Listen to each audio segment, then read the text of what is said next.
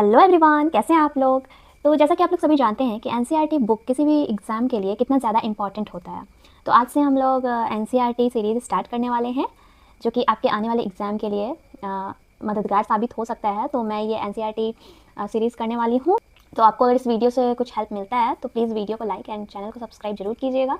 तो जैसे कि हम लोग देखते हैं कि बुक पढ़ने में कितना टाइम लग जाता है, तो हम लोग चैप्टर के, जैसे कि आज का जो हम लोग का चैप्टर है पादपों में पोषण, तो उसके जो इंपॉर्टेंट पॉइंट है उस बुक में जो मेन पॉइंट है जिससे रिलेटेड क्वेश्चन आ सकता है एग्जाम में, उस चीज़ को पढ़ेंगे, है ना। तो जिससे आपको पूरा बुक पढ़ने का जरूरत नहीं पड़ेगा, हम लोग सिर्फ मेन कंटेंट को पढ़ने वाले हैं, जिससे आपका हेल्प भी हो जाएगा एंड समय की भी बचत हो जाएगी। तो चलिए स्टार्ट करते हैं। तो आज हम लोग क्लास 7th के साइंस विषय के चैप्टर 1 को पढ़ने वाले हैं, जो कि है हम लोग का पादपों में पोषण। ओके, तो सबसे पहले हम लोग जानते हैं कि पोषण होता क्या है। तो आइए देखते हैं। पोषण होता है सजीवों द्वारा भोजन ग्रहण करने एवं इसके उपयोग की विधि को पोषण कहते हैं। ओके, तो पोषण आप लोग को समझ में आ गया। तो पोषण जो होता है कि दो प्रकार का होता है, एक होता है स्वपोषण, एक होता है विषम पोषण। ओके, तो स्वपोषण में हम लोग देखते हैं पोषण की वह विधि जिसमें जीव अपना भोजन स्वयं बनाते हैं स्वपोषण कहलाता है। ऐसे पादपों को स्वपोषी कहते हैं। तो जैसा कि आप लोग को पता ही होगा कि जैसे एग्जाम्पल में है यहाँ पे पौधे जो है अपना भोजन स्वयं बनाते हैं, है ना। ये किसी चीज़ के लिए मतलब किसी और पे डिपेंड नहीं रहते हैं कि वो दूसरे कोई भोजन बना के दे और वो खाएं। जैसा कि आप लोग जीव जंतु को देखते हैं और हम लोग खुद भी है उसमें, तो उनको क्या कहते हैं, स्वपोषण कहते हैं। और उस जो पौधे होते हैं उनको स्वपोषी कहते हैं, है ना। आगे हम लोग देखते हैं विषम पोषण। विषम पोषण में होते हैं पोषण की वह विधि जिसमें जीव अपना भोजन स्वयं नहीं बना पाते, जस्ट लाइक हम लोग है जैसे, और जीवित रहने के लिए अन्य जीवों पर निर्भर रहते हैं। ऐसे जीव विषम पोषी कहलाते हैं। ओके, तो एग्जाम्पल में जैसे कि सभी जानवर हो गए, कुछ प्रकार के कवक और जीवाणु हो गए, तो ये सभी जो जीव है भोजन के लिए दूसरे पे निर्भर रहते हैं। जैसे कि पौधों पे निर्भर रहते हैं, लेकिन पौधे तो अपना भोजन स्वयं बनाते हैं, है ना। और सभी जानवर और कुछ जीव जंतु है जैसे कि हम लोग हैं, ये सब तो हम लोग भोजन के लिए दूसरे चीज़ों पर निर्भर रहते हैं, है ना। हम लोग अपना भोजन स्वयं नहीं बना पाते, तो ऐसी चीज़ों को, ऐसे जीव जंतुओं को विषम पोषी कहते हैं। ओके, तो ये मेन पॉइंट है। पोषण आप लोग को पता चल गया, स्वपोषण किसे कहते हैं वो भी पता चल गया, है ना। विषम पोषी ये भी पता चल गया। हम लोग यहाँ पे क्विक रिवीजन कर रहे हैं, ठीक है। चैप्टर को एकदम ऐसे स्टडी नहीं कर रहे हैं कि जैसे कि क्लास 7th में तो हम लोगों ने पढ़ा ही है ना, सिर्फ हम लोग एग्जाम की पॉइंट ऑफ व्यू से पढ़ रहे हैं कि जो मेन पॉइंट है। ओके, तो हम लोग साथ में सीखेंगे। ओके, उसके बाद आइए देखते हैं प्रकाश संश्लेषण के बारे में। ओके, तो जैसे कि पेड़ पौधे ये सब है पादप, तो वो लोग अपना भोजन कैसे बनाते हैं, वो लोग अपना भोजन बनाते हैं ना, तो अपने आप में जैसे भोजन कैसे बनाते हैं, तो उसी विधि को यहाँ पे दिया हुआ है। तो उस विधि को प्रकाश संश्लेषण कहते हैं, है ना। इंग्लिश में इसको फोटोसिंथेसिस कहते हैं। तो आइए इस विधि के बारे में जानते हैं। इस प्रक्रिया में पौधे, शैवाल और कुछ जीवाणु हैं जो सूर्य के प्रकाश से ऊर्जा, कार्बन डाइऑक्साइड और जल को शर्करा, भोजन एंड ऑक्सीजन में बदलते हैं। तो इस विधि के द्वारा पौधे अपना भोजन बनाते हैं, है ना। कैसे, मेन पॉइंट ये है कि सूर्य के प्रकाश से ऊर्जा प्राप्त करते हैं और वायुमंडल से कार्बन डाइऑक्साइड प्राप्त करते हैं और जल को शर्करा, मतलब ज़मीन से जो है जड़ के द्वारा जल को लेते हैं, उसको शर्करा भोजन के रूप में ग्रहण करते हैं एंड ऑक्सीजन में बदलते हैं। तो ऑक्सीजन और जल हम लोग को मिलता है। यहाँ पे मैंने डायग्राम भी बनाया है जो कि समझने में काफ़ी इजी होगा। तो सबसे पहले हम लोग डायग्राम को देख लेते हैं। तो देखिए, जैसे कि ये एक पौधा है, तो यहाँ पे सूर्य का प्रकाश लेता है ना, सूर्य का प्रकाश लेता है और वायुमंडल से कार्बन डाइऑक्साइड लेता है और उसके बाद जड़ से जल एवं खनिज लेता है। उसके बाद ये अपना भोजन बनाते हैं, ठीक है। और इसके जो पत्ते होते हैं, इस पत्तों में एक हरा वर्णक होता है। ओके, ये हरा कलर का वर्णक होता है जिसको क्लोरोफिल कहते हैं। तो ये सब मेन पॉइंट है। क्लोरोफिल की ही उपस्थिति में यहीं पे अपना भोजन बनाता है। तो CO2 तो लेता है, लेकिन देता क्या है, O2, ऑक्सीजन देता है हम लोग को, है ना। तो इस तरह से ये हुआ प्रकाश संश्लेषण की प्रक्रिया। इसके ही माध्यम से पौधे अपना भोजन बनाते हैं। ओके, इसको समीकरण के रूप में लिख सकते हैं। तो जैसे कि कार्बन डाइऑक्साइड और जल, मतलब पौधे अपना जो भोजन बनाते हैं, कार्बन डाइऑक्साइड और जल सूर्य के प्रकाश की उपस्थिति में एंड क्लोरोफिल की उपस्थिति में कार्बोहाइड्रेट और ऑक्सीजन बनाते हैं, है ना। तो ये वाला डायग्राम आप लोग को पता ही होगा, बस थोड़ा सा रिकॉल करने के लिए यहाँ पे मैं बनाई हूँ। तो इस तरह से आप लोग को पता चल गया पौधे अपना भोजन कैसे बनाते हैं। उसके बाद हम लोग आगे का हाईलाइटेड पॉइंट देखते हैं। पत्तों में जो उपस्थित सूक्ष्म छिद्र होते हैं, जैसे कि पत्ता होता है ना, उसमें छोटे छोटे छिद्र होते हैं, छेद होते हैं, जिसको कहते हैं रंध्र। ओके, ये भी एक मेन पॉइंट है। रंध्र को इंग्लिश में कहते हैं स्टोमाटा। ओके, आगे देखते हैं। पत्तों में एक हरा वर्णक होता है, जो कि मैंने यहाँ पे पहले ही बता दिया है। हरा वर्णक ग्रीन कलर का होता है, उसको हम लोग क्लोरोफिल कहते हैं, है ना। ये रहता है पौधों में, तभी पत्ते अपना भोजन बना सकते हैं। अब यहाँ पे देखिए, जैसे कि हम लोग ऊपर पढ़े हैं विषम पोषण के बारे में, है ना। विषम पोषण में जैसे कि जीव जंतु अपना भोजन मतलब स्वयं नहीं बनाते हैं, दूसरे पे निर्भर रहते हैं। तो विषम पोषी में भी कुछ और होते हैं विषमपोषी के एग्जाम्पल में। जैसे विषमपोषी में आ जाते हैं आपके परजीवी, जिसको इंग्लिश में पैरासाइट बोलते हैं। तो परजीवी जो होते हैं ये दूसरे पेड़ पौधे पे मतलब डिपेंड करते हैं भोजन के लिए, है ना। और जैसे कि पेड़ पौधे पे ऐसे छा जाते हैं और उसका जो पोषक तत्व है उसको नष्ट कर देते हैं, अपने आप में मतलब लेने लगते हैं। जस्ट लाइक यहाँ पे एग्जांपल दिया हुआ है अमर बेल। ओके, यहाँ पे मैं स्क्रीन पे आप लोग को दिख रहा होगा अमर बेल, तो आपके परजीवी के एग्जाम्पल है। ठीक है, आप लोग और एग्जाम्पल इसका दे सकते हैं तो प्लीज़ कमेंट सेक्शन में दीजिएगा। ओके, आगे देखिए। उसके बाद विषमपोषी में अगला एक होता है मृतजीवी। ओके, मृतजीवी वो होते हैं कि मृत जैसे फूड हो गया है ना, जैसे कि ब्रेड वगैरह हो गया, तो ब्रेड को हम लोग जैसे ऐसे छोड़ देते हैं कुछ दिनों के लिए, तो उस पर कुछ फंगस टाइप का ऐसा लग जाता है ना, तो वो जो होता है वो कवक होता है। ठीक है, जो मृत फूड से, जैसे कि ब्रेड तो मृत ही हुआ ना, तो उससे अपना भोजन प्राप्त कर रहे हैं नमी की उपस्थिति में ये कवक ज़्यादा फैलते हैं।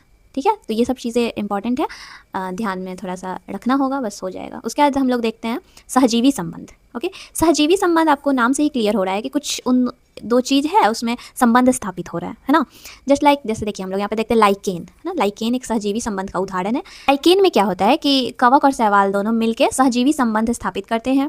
जैसे कि कवक है वो जो है शैवाल को रहने का स्थान प्राप्त करवाता है। ठीक है, और शैवाल क्या करता है, बदले में कवक को भोजन प्राप्त करवाता है, ऐसा में, तो जिसके कारण दोनों अपना जीवन यापन कर पाते हैं, है ना। कवक जो है स्थान प्राप्त करवाता है शैवाल को, और शैवाल जो है वो इसमें क्लोरोफिल होता है जो कि अपना भोजन स्वयं बना सकते हैं। तो ये जो अपना भोजन स्वयं बनाएगा तो इसको भी देगा, तो दोनों अपना आपस में सहजीवी संबंध दिखाते हैं। ठीक है, अगला हम लोग देखते हैं सहजीवी संबंध में एक होता है राइजोबियम नाम का जीवाणु होता है। ओके, जो कि दाल वाले जो पौधे होते हैं, दलहनी पौधे, है ना, उसके जड़ों में पाया जाता है। तो ये क्या करते हैं कि ये वायुमंडल से जो नाइट्रोजन होते हैं उसको विलय में बदल के इसके जड़ों में पहुंच जाता है, दाल वाले पौधे को, मतलब दाल के पौधे को जड़ों में पहुंचाता है, जिससे इस पौधे को नाइट्रोजन की आपूर्ति हो जाती है और राइजोबियम को भी रहने का स्थान प्राप्त हो जाता है ना। इसको मतलब इससे जो पोषक तत्व हुआ है इसको भी मिल जाता है, तो जिसके कारण ये दोनों एक दूसरे को फ़ायदा ही पहुँचाते हैं। तो आपका सहजीवी संबंध पता चल गया क्या होता है। तो वायुमंडल में जो नाइट्रोजन होते हैं, नाइट्रोजन गैस होते हैं, उसको विलय पदार्थ में बदलता है ये राइजोबियम, तो ये भी बहुत इंपॉर्टेंट है। ठीक है, ये ज़्यादातर दलहनी पौधों में पाया जाता है, तो ये भी ध्यान में रखना है। ओके, उसके बाद हम लोग एक और पॉइंट देखते हैं।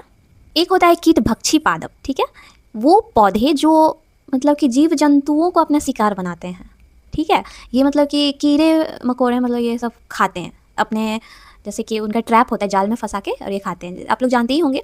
एग्जाम्पल में हम लोग देखते हैं वीनस फ्लाई ट्रैप और सनड्यू। ठीक है, ये सभी पौधे कीड़े खाते हैं, तो आप लोग फोटो देख सकते हैं यहाँ पे, ये सब ऐसे पौधे हैं। तो एग्जाम में ये भी आ सकता है ना इसका नाम, इसलिए मैंने यहाँ पे लिखा है, तो आप लोग ध्यान में इसको रखिएगा। ओके, तो जैसा कि आप लोगों ने देखा, हम लोगों ने कुछ ही मिनटों में चैप्टर के मेन कंटेंट को हम लोगों ने हाईलाइट के माध्यम से हम लोगों ने जान लिया है कि चैप्टर का मेन कंटेंट है क्या। अब इससे जो भी एग्जाम में क्वेश्चन आएगा इसी से रिलेटेड आएगा, इससे बाहर कुछ नहीं आने वाला है। अगर इतना आप लोग को पता हो गया तो हो गया। तो मैं यहाँ पे अपनी तरफ से समझाने का पूरी कोशिश की हूँ। तो अगर आप लोग को समझ में आया है, वीडियो से थोड़ा भी हेल्प मिला है, तो प्लीज़ वीडियो को लाइक करना बिल्कुल भी नहीं भूलिएगा। अब हम लोग ये पढ़ लिए हैं, तो अब इससे रिलेटेड हम लोग कुछ क्वेश्चंस को भी करेंगे ताकि हम लोग का और कॉन्सेप्ट क्लियर हो जाए। ओके, तो रेडी है आप लोग? तो चलिए स्टार्ट करते हैं। तो ये एक प्रैक्टिस बुक है जिसके माध्यम से हम लोग अपने क्वेश्चन को डिस्कस करने वाले हैं। तो आइए देखते हैं। वैसे जीव जो अपना भोजन खुद संश्लेषित करते हैं क्या कहलाते हैं? तो जो अपना भोजन स्वयं बनाते हैं, तो अभी हम लोगों ने पढ़ा है क्या होते हैं, वो स्वपोषी होते हैं, है ना। आगे देखिए, पत्तियों में हरा वर्णक होता है जो डैश कहलाता है, तो अभी हम लोगों ने पढ़ा है क्या कहलाता है, क्लोरोफिल। अगला है प्रकाश संश्लेषण से हमें क्या प्राप्त होता है, तो अभी हम लोगों ने प्रकाश संश्लेषण के बारे में पढ़ा है। तो वो क्या देते हैं, एक तो ऑक्सीजन देते ही हैं, साथ ही कार्बोहाइड्रेट भी देते हैं, है ना, जो भोजन के रूप में अभी हम लोगों ने पढ़ा है। तो आपका हो जाएगा, ये दोनों देते हैं, तो आपका ऑप्शन नंबर हो जाएगा 3, 1 और 2 दोनों। ओके, अगला है निम्न में से कौन कीटभक्षी पादप का उदाहरण है, mushroom, cactus, Venus fly trap या इनमें से कोई नहीं। तो अभी हम लोगों ने पढ़ा है वीनस फ्लाई ट्रैप, है ना।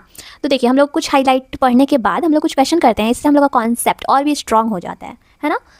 अगला है कवक किस प्रकार के पोषण प्रणाली से अपना पोषण प्राप्त करते हैं। तो हम लोगों ने देखा है कि एक ब्रेड का एग्जाम्पल लेके, है ना, तो वो जो ब्रेड है क्या है, एक मृत पदार्थ है, तो वो कवक जो हो जाएगा मृत जीवी कहलाएगा, है ना, मृत जीवी पोषण प्रणाली द्वारा, है ना। ब्रेड को थोड़ा दिन के लिए रख देते तो कैसे उस पर फंगस, चाहे किसी भी चीज़ पे ऐसा फंगस लगने लगता है, तो वो सब हो जाएंगे मृत जीवी पोषण प्रणाली के द्वारा। ओके, अगला है वायुमंडलीय नाइट्रोजन को कुछ जीवाणु विलय पदार्थों में परिवर्तित कर देते हैं, उसे कहते हैं। तो अभी हम लोगों ने पढ़ा है कि वायुमंडल में जो नाइट्रोजन होते हैं उसको विलय पदार्थ में कौन बदल देता है, राइजोबियम। ओके, अगला है वे जीव जो प्राकृतिक रूप से उपलब्ध सरल कच्चे पदार्थ का उपयोग करके अपने लिए भोजन तैयार करते हैं कहलाते हैं। तो देखिए क्वेश्चन को थोड़ा सा ऐसे घुमा फिरा के पूछा है, लेकिन आंसर आपका वही होगा, स्वपोषी, है ना। प्राकृतिक रूप से जो कच्चे पदार्थ है उसका उपयोग करके अपना भोजन अपने लिए मतलब खुद तैयार कर लेते हैं, तो वो स्वपोषी कहलाएंगे, है ना।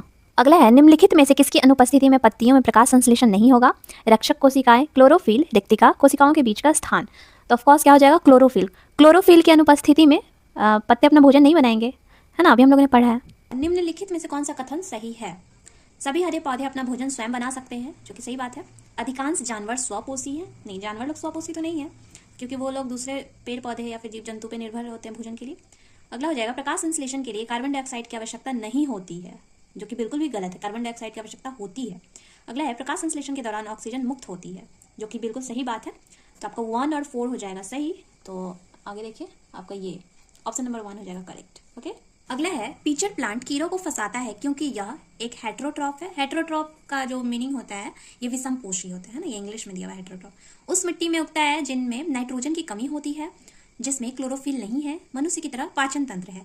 तो फ्रेंड्स आप लोग इसका आंसर बताइए कि क्या होना चाहिए इसका आंसर। अगला है यीस्ट, मशरूम और ब्रेड मोल्ड के पोषण की विधि के लिए जिस शब्द का प्रयोग किया जाता है वह है। तो देखिए ये सब में जो है फंगस मतलब लग जाता है, तो ये सब जो है मृत जीवी का उदाहरण हो गया, ठीक है, फंगस जो होता है। तो आपको यहाँ पे मृत जीवी कहीं भी नहीं दिख रहा होगा, लेकिन ये जो है सैप्रोफाइटिक, ये मृत जीवी का इंग्लिश मतलब कन्वर्ट कर दिया गया है, तो आप लोग ये सब थोड़ा ध्यान में दीजिएगा। इसका अर्थ है मृत जीवी, तो आपका ऑप्शन नंबर 3 हो जाएगा करेक्ट। ओके, अगला है जब हम किसी पत्ती की निचली सतह को आवर्धक लेंस से देखते हैं तो हमें अनेक छोटे छोटे छिद्र दिखाई देते हैं। तो आप लोग बताइए, बिना ऑप्शन के ही आप लोग बता दीजिए। छोटे छोटे छिद्र के बारे में हम लोगों ने पढ़ा है जो पत्तियों में पाए जाते हैं, जो कि क्या बोलते हैं उसको, रंध्र बोलते हैं, है ना, रंध्र, इंग्लिश में बोलते हैं स्टोमाटा।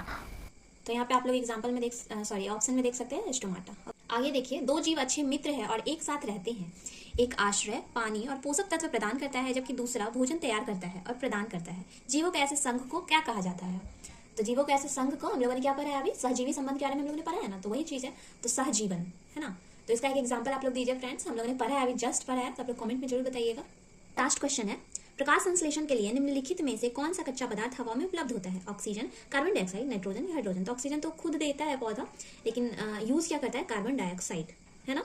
तो इस तरह से आपका पौधों में पोषण आपका चैप्टर कंप्लीट होता है, और हम लोगों ने क्वेश्चन भी कर लिया। इस तरह से आपका जो कॉन्सेप्ट है और भी स्ट्रांग हो गया।